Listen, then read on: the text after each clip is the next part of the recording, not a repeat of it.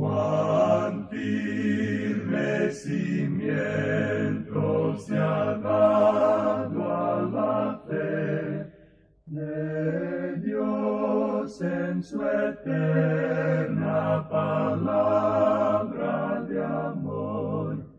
Con el propósito de compartir con usted las inmutables verdades de la palabra de Dios, presentamos A través de la Biblia, un estudio detallado y sistemático de toda la Biblia que le ayudará a conocer lo que Dios ha revelado para nuestro provecho espiritual. Estos estudios bíblicos fueron diseñados y elaborados por el Dr. J. Vernon McGee, versado maestro de la Biblia, quien dedicó la mayor parte de su vida a la enseñanza clara y sencilla de la palabra de Dios. Acompáñenos, pues, mientras avanzamos en nuestro recorrido a través de la Biblia. Cuán firme cimiento la palabra de Dios. Es un gozo estar nuevamente con usted, amigo oyente, para traerle otro estudio de la serie A través de la Biblia. En nuestro último programa, amigo oyente, simplemente abrimos el libro de Isaías. Leímos hasta el versículo 3 del primer capítulo. Aquí tenemos un comienzo tremendo porque se nos revela a Dios en el tribunal de este universo. Él está aquí llamando a todas las inteligencias que Él ha creado para escuchar que lo que Él va a hacer es justo y correcto. Lo vemos ahora como el juez de toda la tierra, y aquí es el juez de su propio pueblo, la nación que Él llamó para sí mismo. Quizá esto parezca extraño hoy para nosotros, porque Dios parecería no estar bien representado hoy, ya que aquí lo vemos en posición de juez. Porque en el pensamiento del mundo de la actualidad, Dios ha sido quitado del trono de juicio, ha sido quitado de toda autoridad, se le ha robado todo su privilegio real, se le ha llevado, por así decirlo, a los confines mismos del universo y arrojado a un lado, como si fuera exceso de equipaje. No queremos ser irreverentes hoy cuando decimos que la enseñanza moderna nos ha dado una concepción completamente deformada de lo que Dios es hoy. Para esta gente, Él no es otra cosa que un anciano sin dientes, con luenga barba, sentado a la orilla de una nube aborregada, arropado sus hombros con un arco iris. Se muestra sencillo, senil y sentimental. Él está sobrecogido con un amor fofo, derramando miel y lágrimas, y quien no tiene suficiente valor para aplastar una mosca o desmenuzar una uva. Su lugar apropiado es en una esquina cerca del hogar donde puede tejer o bordar. Esa es la concepción que el mundo tiene de Dios, pero por supuesto no es la concepción que la Biblia nos presenta de Él. Dios va a juzgar este universo algún día, y Él juzgó a su propio pueblo. Y eso debería servirnos de advertencia, y no solo como personas individuales, sino también como naciones, ya que Dios juzga también a las naciones. Él va a ser específico ahora, y Él va a presentar aquí su acusación de una forma muy específica. En el versículo 4 leemos, «Oh gente pecadora, pueblo cargado de maldad, generación de malignos, hijos depravados. Dejaron a Jehová, provocaron a ira al Santo de Israel, se volvieron atrás». Oh gente pecadora, y este es su propio pueblo. Dice, pueblo cargado de maldad. Y esas palabras, cargados de maldad, arrojan mucha luz a esa invitación cuando la nación le rechazó, es decir, al Señor Jesucristo. Él hizo una invitación muy personal. Él dijo, venid a mí todos los que estáis trabajados y cargados. Ahora, ¿cargados con qué? Bueno, cargados de pecado, gente cargada de iniquidad, gente cargada. Venid a mí todos los que estáis trabajados y cargados, y yo os haré descansar. Y ese es el descanso de la redención. Y él aquí en Isaías dice, generación de malignos, hijos depravados. Dejaron a Jehová, provocaron a ira al Santo de Israel, se volvieron atrás. Él claramente está indicando cuál es la acusación aquí. Y esta es que ellos se encuentran en una posición apóstata. Ellos se han apartado de Dios, y son un pueblo cargado de maldad. Ahora Dios va a señalar detalladamente su acusación que Él presenta contra ellos, y esto nos hace recordar acerca de la filosofía del gobierno humano por medio del cual opera Dios. Y Él tiene un sistema de economía política, digamos de paso.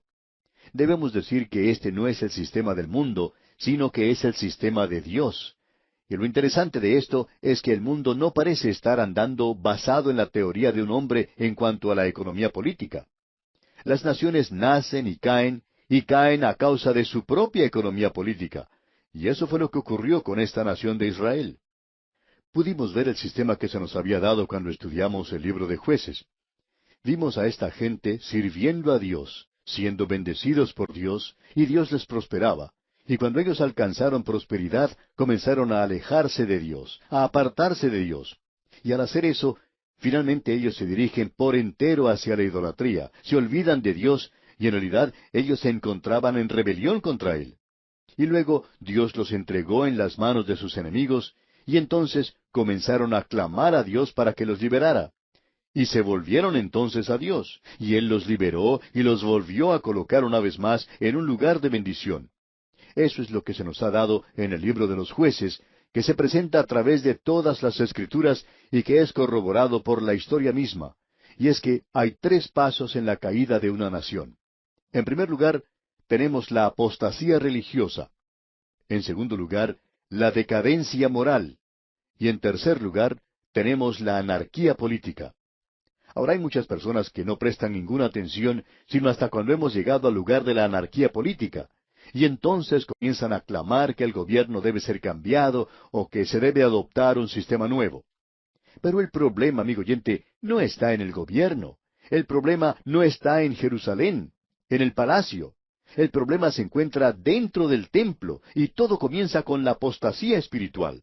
Dios pone ahora su mano sobre esta nación. Él no puso su dedo sobre la clave. Él podría haberlo hecho, y él tuvo mucho que decir en cuanto a esto. Pero ese es el lugar aquí, y él tampoco puso su dedo sobre la decadencia moral que existía en esa nación. Él lo podía haber hecho, pero él puso su dedo en aquello que era espiritual. Escuche usted lo que dicen los versículos 5 y 6 de este capítulo 1 de Isaías. ¿Por qué querréis ser castigados aún? ¿Todavía os rebelaréis? Toda cabeza está enferma y todo corazón doliente. Desde la planta del pie hasta la cabeza no hay en él cosa sana, sino herida, hinchazón y podrida llaga. No están curadas, ni vendadas, ni suavizadas con aceite. Había decadencia moral, pero esa no era su acusación. Escuche usted lo que dice el versículo 7. Vuestra tierra está destruida, vuestras ciudades puestas a fuego, vuestra tierra delante de vosotros comida por extranjeros y asolada como asolamiento de extraños. Y aquí usted puede apreciar la anarquía política. Pero Dios se mantiene aparte de eso. Él no está presentando su acusación aquí. Pero escuche lo que dicen los versículos 8 y 9. Y queda la hija de Sión como enramada en viña y como cabaña en melonar, como ciudad asolada. Si Jehová de los ejércitos no nos hubiese dejado un resto pequeño, como Sodoma fuéramos y semejantes a Gomorra. Es decir que, si no hubiera habido un remanente fiel, Dios hubiera destruido la nación como lo hizo con Sodoma y Gomorra. Pero siempre ha existido un remanente del pueblo de Dios. Y ese remanente existe en la actualidad, y no creemos que usted lo pueda encontrar en la nación de Israel en el momento, aun cuando hay creyentes muy buenos en Israel. Ellos no son lo suficiente como para hacer un remanente, pero éste sí se encuentra a través de todo el mundo. Escuche lo que dicen ahora los versículos 10 y la primera parte del versículo 11. Príncipes de Sodoma, oíd la palabra de Jehová. Escuchad la ley de nuestro Dios, pueblo de Gomorra. ¿Para qué me sirve, dice Jehová, la multitud de vuestros sacrificios? Ahora él está declarando todo porque el problema era la apostasía religiosa. Ellos aún se estaban acercando a él y ofreciéndole sacrificios, y eso es lo que dice allí. Ahora la segunda parte del versículo 11 y también el versículo 12 nos dice, escuche usted, hastiado estoy de holocaustos de carneros y de cebo de animales gordos. No quiero sangre de bueyes, ni de ovejas, ni de machos cabríos.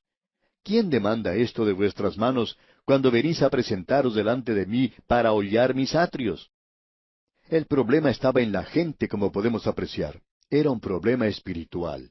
Ellos cumplían con todos los ritos que existía, pero su corazón estaba lejos de Dios, y eso no tenía ningún efecto en su conducta. Amigo oyente, ese es el problema del día de hoy en la iglesia. Ese es el problema que se revela entre los creyentes de la actualidad. Hay muchos de nosotros que hemos llegado al lugar donde aparentamos tener una forma piadosa, pero negamos el poder que allí existe. Ahora él dice aquí en los versículos 12 y 13, ¿quién demanda esto de vuestras manos cuando venís a presentaros delante de mí para hollar mis atrios? No me traigáis más vana ofrenda. El incienso me es abominación. Luna nueva y día de reposo, el convocar asambleas, no lo puedo sufrir. Son iniquidad vuestras fiestas solemnes. Dios dice, aun aquello que Él mismo les había dado, se convierte en algo malo cuando el corazón de ellos no está puesto en eso, y cuando no tiene ningún efecto o resultado en la conducta de ellos. Luego en los versículos 15 al 17 leemos, cuando extendáis vuestras manos, yo esconderé de vosotros mis ojos. Asimismo, cuando multipliquéis la oración, yo no oiré. Llenas están de sangre vuestras manos. Lavaos y limpiaos, quitad la iniquidad de vuestras obras de delante de mis ojos. Dejad de hacer lo malo. Aprended a hacer el bien. Buscad el juicio. Restituid al agraviado. Haced justicia al huérfano. Amparad a la viuda. Con eso está diciendo, ustedes no son otra cosa sino un montón de personas falsas. Se acercan a mi presencia como si en realidad fueran genuinos. Realizan los sacrificios, pero estos han llegado a hacer cosas sin ningún significado. Y Dios ahora tiene una acusación contra ellos y se la está presentando de forma muy clara, y no hay ninguna duda en cuanto a esto. Ahora el problema estaba en cuál era la apostasía espiritual o religiosa de esta gente.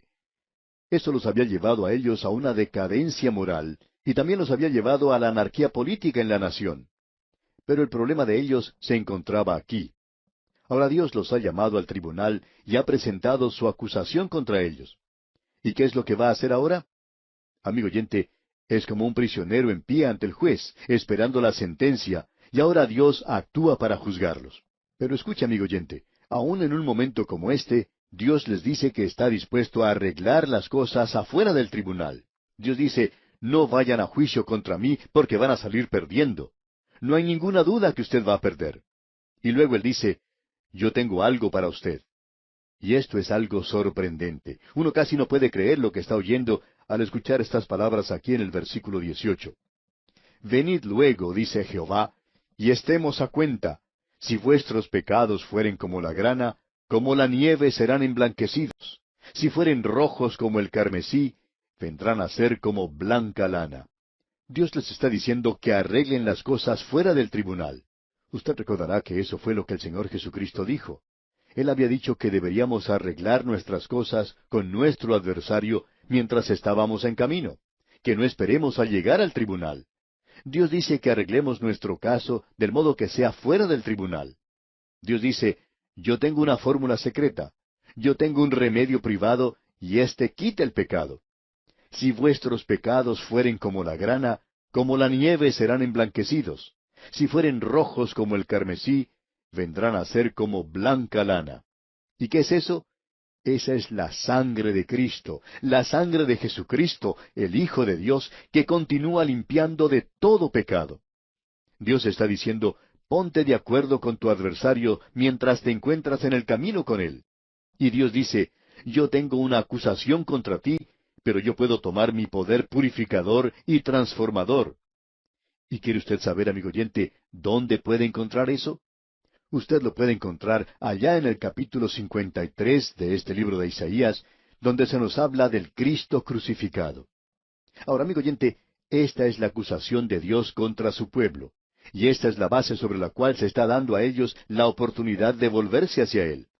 Si ellos se vuelven hacia Él, Él guardará la nación, y Él les va a dar ahora casi 100 años. Y luego, si ellos no se vuelven hacia Él, si ellos no cambian su forma de actuar, entonces los enviará a la cautividad. Bien, esa es la interpretación de lo que hemos leído. Esto también tiene una aplicación, y aquí tenemos un buen ejemplo de interpretación y aplicación. Tenemos hoy lo mismo que tenemos en este pasaje. Tenemos en primer lugar anarquía política en el mundo. No creemos que haya ninguna duda en cuanto a esto. Creemos que es algo obvio, ya que los hombres no pueden resolver los problemas que agobian a las naciones del mundo. Ah, sí, queremos resolver los problemas del mundo, y hasta tenemos organizaciones que trabajan incansablemente buscando un método, un sistema para resolver los problemas del mundo. Pero ya hemos visto que esa es la forma en que cae una nación. Eso fue lo que le ocurrió a esta nación de la cual hemos leído. Así es como cayó también el Imperio Romano y muchas otras naciones. Gibbon presenta 5 razones que causaron la caída del Imperio Romano. Son 5 pasos hacia abajo. Escuche lo que él dice. Primero, el minar los cimientos o los fundamentos de la dignidad y la santidad del hogar, que es la base de la sociedad humana. En segundo lugar, impuestos cada vez mayores, el gasto del dinero del público para dar pan gratis y circos para el populacho. En tercer lugar, la locura en cuanto al placer. Los deportes se convierten en cosas cada vez más excitantes, más brutales y más inmorales. En cuarto lugar, la preparación de grandes ejércitos y armamentos cuando el enemigo se encontraba dentro. El decaimiento de la responsabilidad individual. Y quinto, el decaimiento de la religión, que se convierte en nada más que un rito, perdiendo su contacto con la vida, perdiendo el poder de guiar a la gente. Ahora, si usted estudia esto bien, puede apreciar los 3 pasos hacia abajo. En primer lugar, la apostasía espiritual. En segundo lugar, la decadencia moral. Y en tercer lugar, la anarquía política. Clinton Rossiter, profesor de la Universidad de Cornell, dijo hablando de su país, los Estados Unidos, lo siguiente. En nuestra juventud, nosotros teníamos un gran sentido del propósito nacional, lo cual perdimos a través de los años cuando nos elevamos a obtener la gloria. Y James Reston, en el periódico Wall Street Journal de los Estados Unidos, hace algún tiempo dijo lo siguiente, y mostraba la diferencia que existe entre las declaraciones del hombre público, de lo que ellos dicen en público y de lo que dicen en privado. Y James Reston dijo, en público, ellos hablan de lo maravilloso que se presenta el futuro, pero en conversaciones privadas, el hombre que piensa es muy diferente.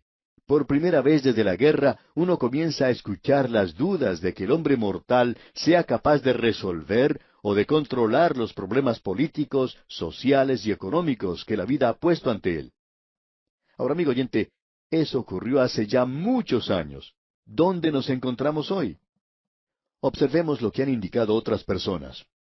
El doctor Gray Singer, profesor de historia en Salisbury, Carolina del Norte, en los Estados Unidos, dice, el gran sueño americano se está desvaneciendo en medio de realidades terribles y con signos visibles de una decadencia en nuestra sociedad contemporánea. Si uno echa una mirada hacia la historia religiosa y política, uno puede apreciar este deterioro en el día de hoy. Pero ya no creemos que Dios va a poner su mano sobre esto.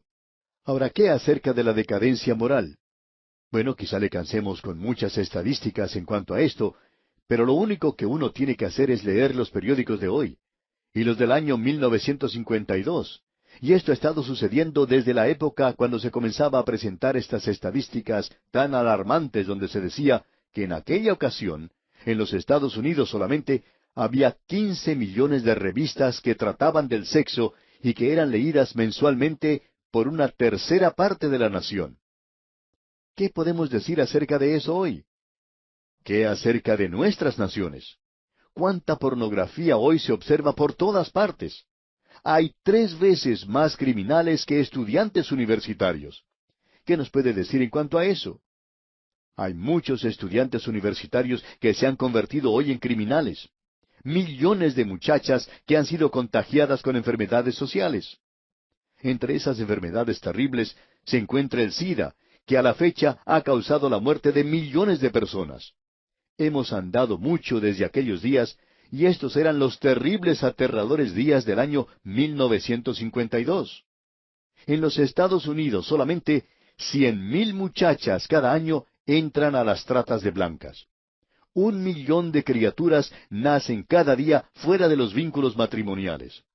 2 de cada 3 matrimonios terminan en divorcio. En el sur del estado de California, en los Estados Unidos, los divorcios están a la par de los matrimonios. Ocurren 25 suicidios cada día. Ocurre un asesinato cada 40 minutos. Y creemos que hoy ocurre cada 40 segundos. Un hecho criminal tiene lugar cada 18 segundos. 100,000 asesinos que no han podido ser detenidos por la policía andan sueltos por las calles. Y eso era en el año 1952. En aquel entonces, el grupo criminal de mayor número era entre los jóvenes de 21 años. Eso era en el año 1952. Pero en el día de hoy lo forman los jóvenes de 12 a 18 años. Amigo oyente, podemos apreciar que se ha dado un gran paso hacia abajo en esto de la decadencia moral. Pero no creemos que Dios va a poner su dedo sobre esto.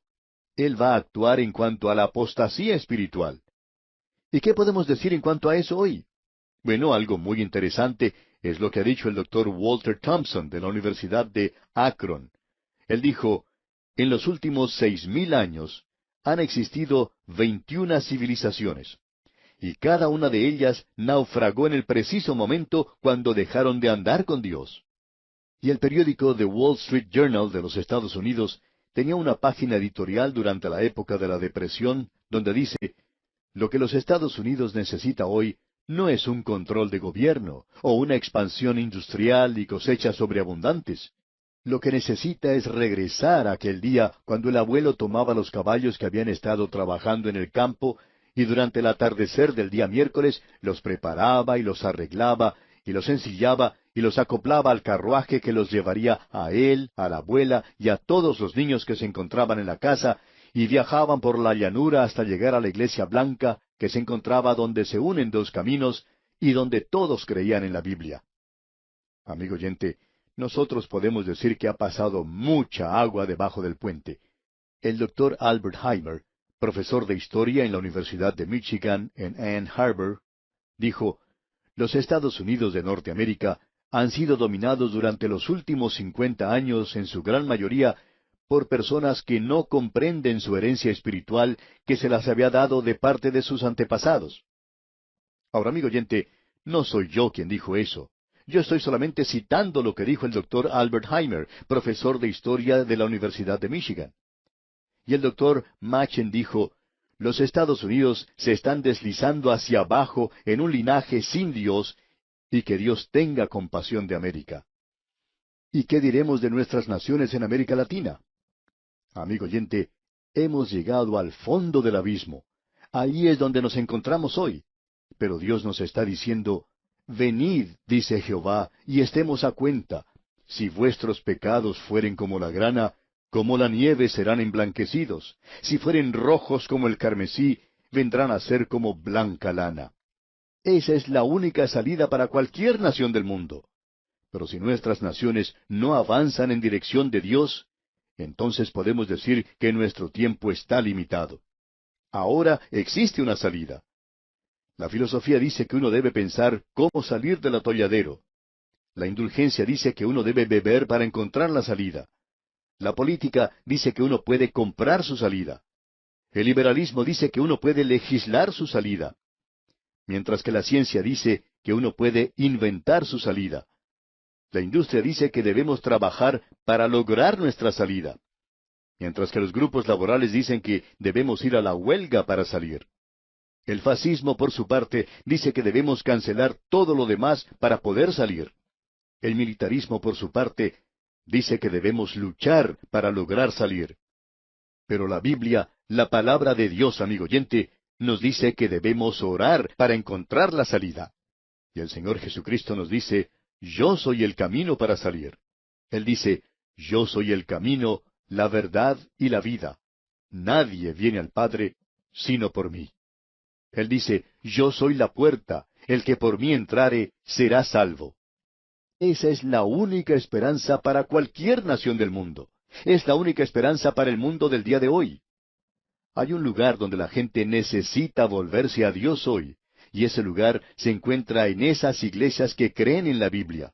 Allí es donde usted, amigo oyente, debe comenzar, y si no comienza allí, en realidad no sabemos dónde puede comenzar hoy.